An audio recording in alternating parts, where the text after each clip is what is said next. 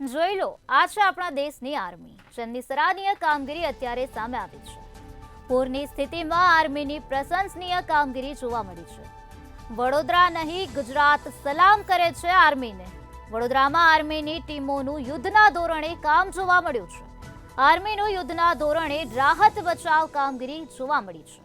47 જેટલા લોકોને સહી સલામત સ્થળે ખસેડવામાં આવ્યા છે. ફસાયેલા લોકોને બચાવવામાં આવ્યા છે. રેસ્ક્યુની કામગીરી કરવામાં આવે છે. તો આર્મીની પ્રશંસનીય કામગીરી જોવા મળી રહી છે. વડોદરા જ નહીં પરંતુ આખું ગુજરાત આર્મીને સલામ કરે છે.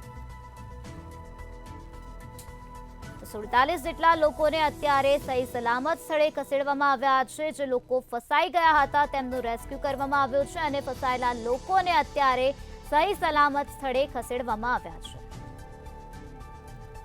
આર્મીનો યુદ્ધના ધોરણે રાહત બચાવની કામગીરી જોવા મળી છે. વડોદરામાં આર્મીની ટીમોનું યુદ્ધના ધોરણે કામ ચાલી રહ્યું છે. તો પૂરની સ્થિતિમાં આર્મીની પ્રશંસનીય કામગીરી સામે આવે છે. જેટલા પણ લોકો ફસાયેલા છે તેમનું રેસ્ક્યુ કરીને લોકોને બચાવી લેવામાં આવ્યા છે. લોકોને સહી સલામત સ્થળે ખસેડવામાં આવ્યા છે.